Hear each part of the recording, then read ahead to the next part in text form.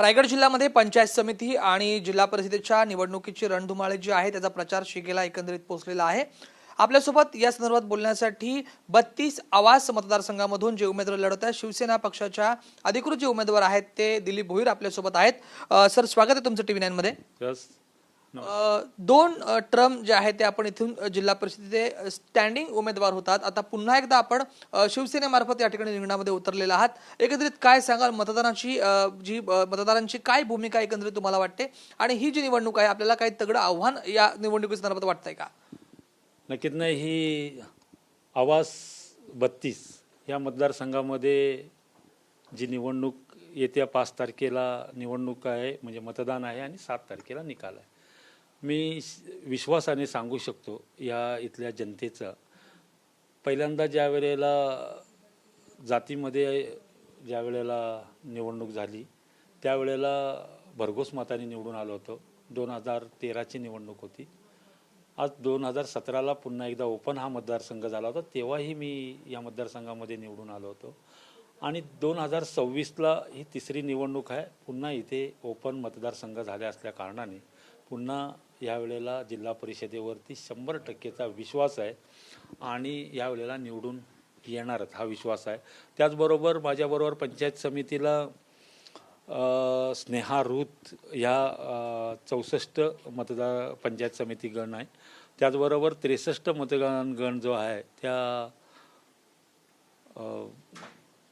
प्रिया भगत म्हणून ह्या उमेदवारीसाठी उभे आहेत आणि तिन्ही उमेदवार 100% निवडून हा आत्मविश्वास आहे। कारण इथे गेले अनेक वर्ष ग्रामपंचायतीचं कामकाज बघितलं, त्यानंतर जिल्हा परिषदेचं कामकाज बघितलं, तिसऱ्यांदा जिल्हा परिषदेचं कामकाज बघत असताना जी काही नव्याने डेव्हलपमेंट येते त्या डेव्हलपमेंटप्रमाणे ज्या ज्या लोकांना मूलभूत सुविधा पाहिजे होत्या त्या देत आजपर्यंत आलो आहे। म्हणून हा माझा 100%चा विश्वास आहे की 2026 ह्या वेळेला देखील जिल्हा परिषदेवरती 100% निवडून जाणार।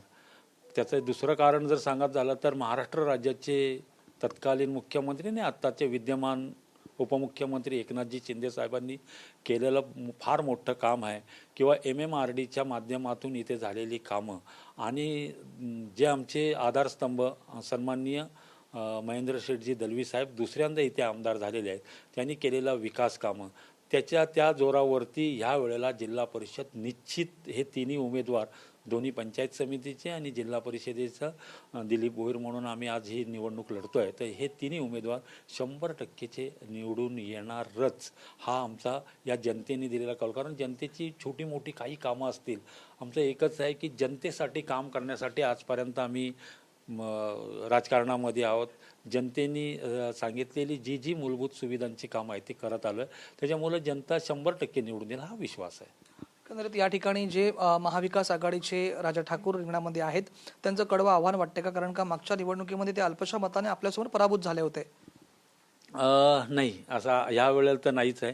कारण सातत्यपूर्व मधला जो 3.5 वर्ष जिल्हा परिषदेवरती प्रशासक होता, तरीही सगळ्या योजना घेऊन येणारा मी माणूस आहे आणि त्याच्यामध्ये 3.5 वर्ष प्रशासक जरी असला तरी ज्या ज्या पक्षाकडून किंवा ज्या ज्या शासनाच्या योजना आहेत त्या प्रत्येक मतदारापर्यंत घेऊन जाणे किंवा समाज कल्याण विभागाअंतर्गत येणाऱ्या दिव्यांगांचं काम असेल ते प्रत्येकाचं करत आलो नाही। इथे असणारे सांस्कृतिक, आध्यात्मिक, क्रिकेट, सार्वजनिक जे प्रोग्राम होतात जनतेच्या हिताचे त्याच्यामध्ये अगदी जाऊन काम करणारा मी एक कार्यकर्ता आहे आणि ह्या कार्यकर्त्यावरती मला पूर्ण विश्वास आहे।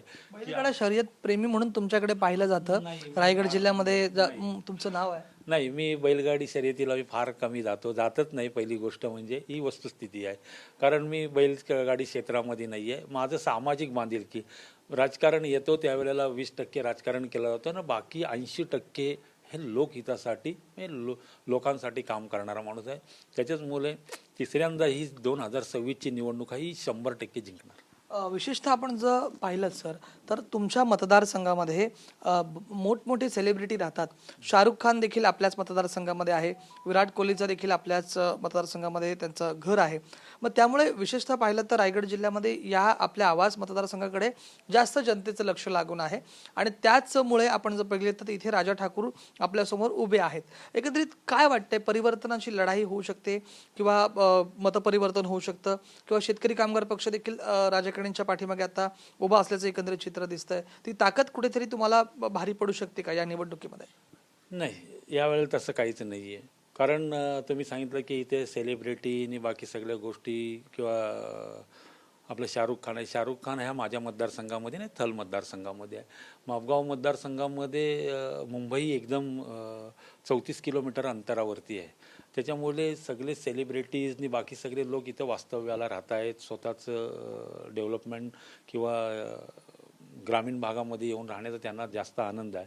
आता जर 34 किलोमीटरवरती ही माझा आवास मतदारसंघ आहे, तर इथे साऱ्या बघताना त्याचं काही राजा की ठाकूर आणि अजून कोणी माझ्या विरोधात उभा असेल तरी पण तसं काही हे नाही आहे. कारण आपण जनतेचं काम करणारा माणूस आहे. जनतेचं काम करत असताना कडवी झुंज ही मला वाटत नाही आहे. कारण जनता मला निवडून देणार, हा जनतेवरती माझा 100%चा विश्वास आहे. कारण जनतेचं केलेलं काम आणि त्यांच्याबरोबर असलेली जोडलेली माझी नाल ही 100% त्यांच्याबरोबर आहे. धन्यवाद सर. हे होते शिवसेना पक्षाचे अधिकृत आवास मतदारसंघाचे उमेदवार दिलीप भोईर. राज वैशंपायन, टीव्ही मराठी, आवाज, रायगड.